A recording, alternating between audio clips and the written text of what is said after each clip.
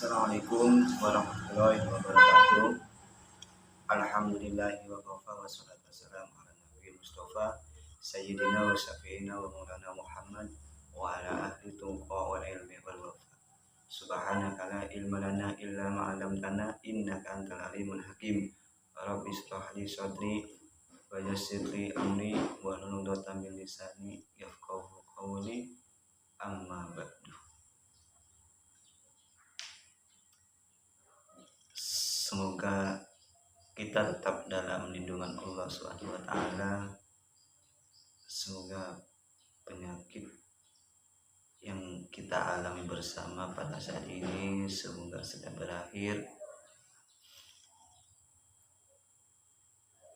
Sebelum melanjutkan video kali ini, saya akan memperkenalkan diri. Nama saya Ahmad Sukron, jurusan Pertanian, Prodi Agribisnis, Universitas Nahdlatul Ulama, Kalimantan Barat. Oke, di sini ada beberapa poin yang harus saya jelaskan hasil dari penelitian padi sawah Desa Kolam Derbe. Di sini saya mulai dari latar belakang. Pembangunan pertanian diarahkan untuk meningkatkan produksi petani guna memenuhi kebutuhan pangan dan kebutuhan industri dalam negeri, meningkatkan ekspor, meningkatkan meningkatkan pendapatan petani, juga memperluas kesempatan kerja. Pembangunan di ekspor petani juga akan mendorong pemerintah untuk mempunyai sebuah usaha sehingga para petani bisa mendapatkan penghasilan yang lebih.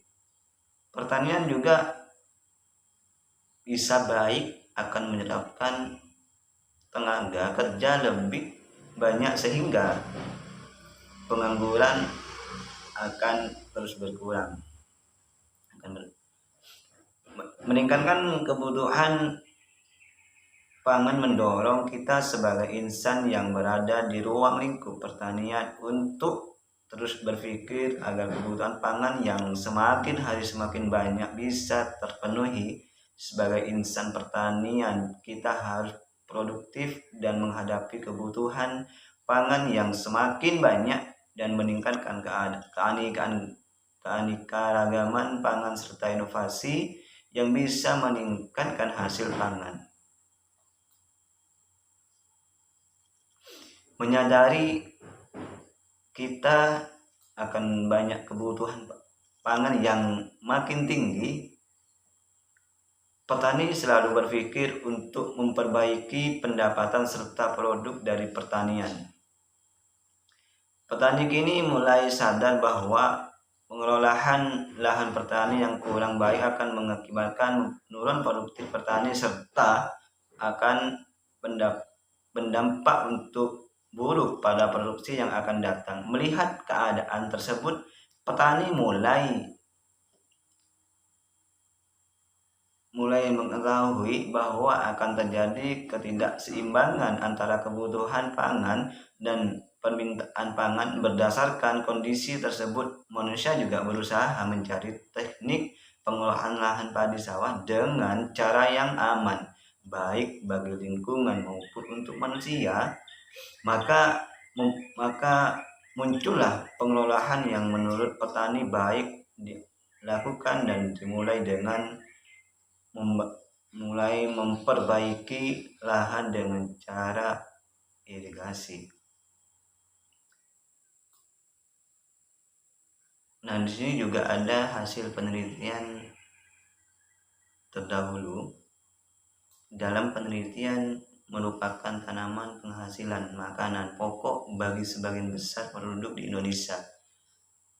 Nah, kalau terutama tanah-tanah sawah dalam upaya peningkatan produksi padi dengan mengutamakan pemakaian pupuk kimia dan kurang memperhatikan penggunaan bahan organik, membuat banyak tanah sawah setelah berkurang kesuburannya. Salah satu indikator menurunkan kesuburan tanah adalah dari kadar C organiknya. Dan hasil analisa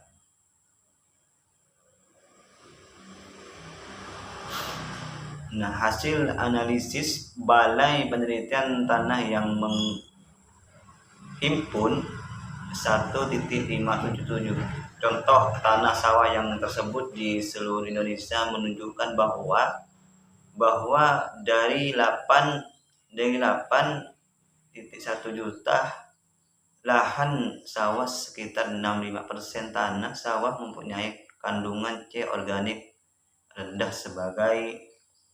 sampai sangat rendah C organiknya sampai 2%. Nah, di sini saya juga menjelaskan komunitas padi sawah. Tanaman padi merupakan tanaman semusim yang termasuk dalam golongan berumput dengan klasifikasi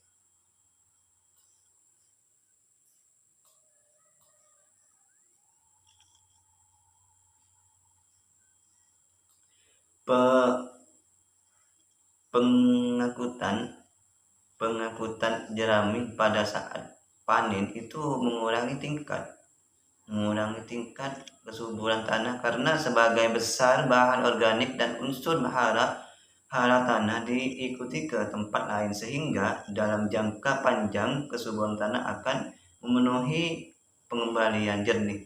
Padi diharapkan dapat memperbaiki keseimbangan unsur hara sehingga kesuburan lahan sawah dapat dipertahankan. Nah, di sini ada juga komunitas padi sawah, juga ada yang tanaman padi merupakan tanaman musim yang termasuk dalam golongan rumput-rumputan dengan klasifikasi sebagai berikut. Padi tergolong tanaman pertanian kuno yang berasal dari dua benua, yaitu Asia dan Afrika Barat. Bukti sejarah menunjukkan bahwa penanaman padi di Zhejiang, Cina dimulai pada 3.000 tahunan. Nah, tanaman padi juga memiliki ciri khusus pada bagian tubuhnya batang padi yang terbuka dan berongga dari buku batang ini tumbuh amankan dan daun bunga atau mulai muncul dari buku terakhir pada setiap kita menanam. Untuk mengolah caranya, akar padi adalah akar serabut yang sangat efektif dalam menyerapkan hara tetapi peka terhadap kekeringan. Akar padi terkonsentrasi ke dalam antara 10 sampai dengan 20. Nah, juga dan di sini juga ada proses pengolahan padi sawah. Proses pengolahan padi sawah yang baik dan buruk sangat penting untuk diketahui oleh para petani guna meningkatkan hasil produksi padi setiap masa panen datang. Karena pemerintah keras yang tidak pernah memenuhi hal ini membuat para petani harus dapat melakukan berbagai hal untuk menghasilkan para panen padi yang melimpah. Tujuannya tentu saja demi terpenuhinya seluruh kebutuhan pokok masyarakat dalam negeri. Untuk itu para petani seharusnya memiliki pengetahuan dasar terkait cara penanaman padi yang baik dan benar agar hasil itu sampai panen pun sesuai dengan target. Berikut cara menanam padi yang baik dan benar. 1. Pilih benih padi yang berkualitas. Benih padi yang berkualitas juga merupakan hal yang penting jika kita ingin meningkatkan hasil budaya padi. Saat ini pasaran terdapat. Hari ini pasaran dapat banyak varietas benih padi yang dapat Anda contoh. Dengan kondisi lahan serta permintaan pasar beberapa ciri dan keras. Varietas unggulan adalah satu, tahan terhadap serangan hama dan penyakit. 2, toleran terhadap kondisi lingkungan dan juga dapat menghasilkan panen yang berlimpah. Saat direndam dalam Za20 gram benih itu tenggelam. Benih itu tenggelam alias tidak mengampung. Jadi benih itu ya sangat lebih lah, sangat. Yang 2, proses penyemaian benih padi.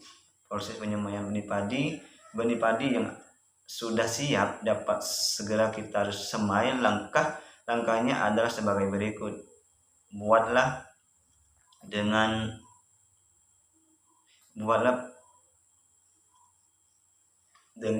ukuran lebar 1-2 mm, luas persemaian untuk lahan 1 hektar adalah sekitar 400 mm atau 4% dari luas lahan. Tambahan 2 kilo bahan organik sampai semisal 1 kompos, pupuk kandang, sekam atau abu. Jika Anda berniat untuk mengelola kompos dari bahan sisa pertanian, silakan pelajari cara untuk membuat pupuk kompos dari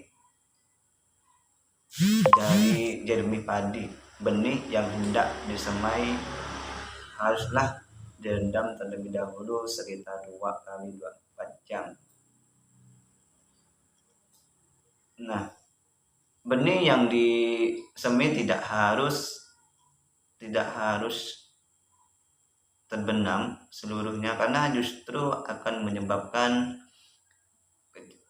kecambah infeksi patogen, dalam akhirnya membusuk.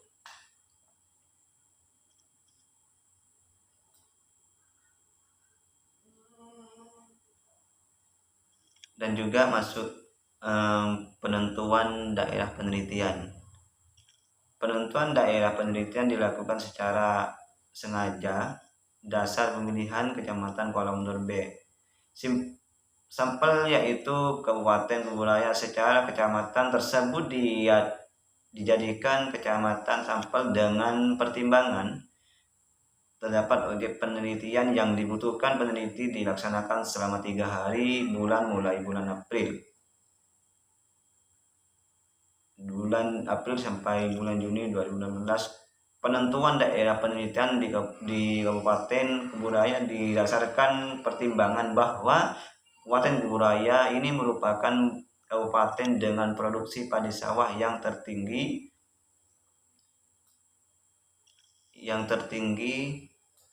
berdasarkan data BPS tahun 2009 sampai 2013, sehingga muncul berbagai agroindustri berbahan beku padi sawah dan juga di Kabupaten Kuburaya, tempatnya khususnya di Desa Korong B, Kecamatan Korong B, alamat Dusun Jaya Sakti. Dan juga ada metode penelitian.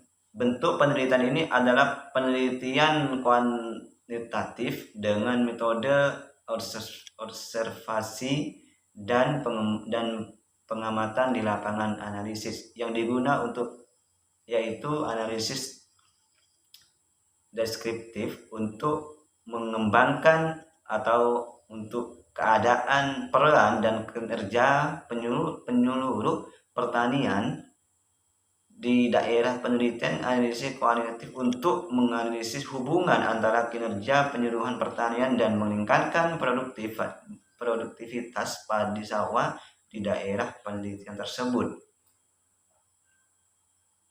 Dan juga ada metode pengambilan.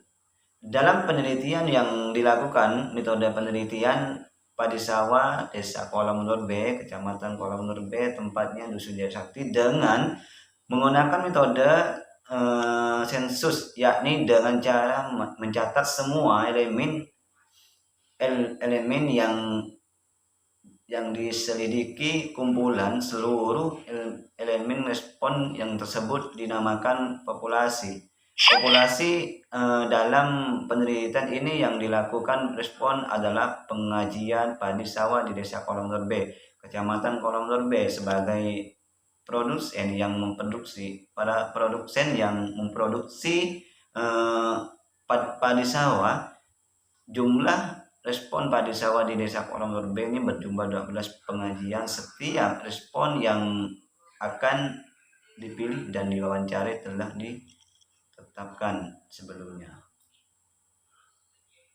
Dan juga ada yang namanya metode pengumpulan data. Data yang harus kita kumpulkan untuk menganalisis komparasi usaha tani padi sawah berdasarkan budidaya non-organik dan semi organik dan organik di Desa Kolam Lur B, Kabupaten Kuburaya, berbagai meliputi data primer dan data sekunder. Dan juga ada pengumpulan data primer, pengumpulan data primer dilakukan dengan teknis wawancara, dan juga ada pengamatan diskusi, dan juga ada melakukan verifikasi lapangan langsung terhadap para petani. Jadi non-organik, semi organik, dan organik dengan menggunakan daftar kuesioner yang telah dipersiapkan sebelumnya. Dan juga ada yang namanya pengumpulan data sekunder. Pengumpulan data sekunder ini dilakukan melalui beberapa metode, antara lain studi liatur, peraturan peruntungan, dan laporan-laporan dari dinas maupun instansi yang terkait dengan penelitian ini. Ada juga yang namanya metode analisis data yang sudah kita dapat dari penelitian, kemudian dianalisis menggunakan analisis statistik sesuai mix data dan deskriptif. Dan juga ada data, dan juga ada definisi operasional. Nah, di sini untuk mengukur variabel-variabel yang telah ditetapkan dalam penelitian ini, maka masing-masing variabel tersebut diberikan batasan atau untuk mengukur variabel-variabel yang telah ditetapkan dalam penelitian ini, maka masing-masing variabel tersebut diberikan batas. Jadi seperti itu. Mungkin hanya ini yang bisa saya sampaikan. Kurang dan lebihnya saya mohon maaf. Kesalahan dari saya pribadi, kebenaran hanya milik Allah Subhanahu wa taala. Sekian dan terima kasih. Assalamualaikum warahmatullahi wabarakatuh.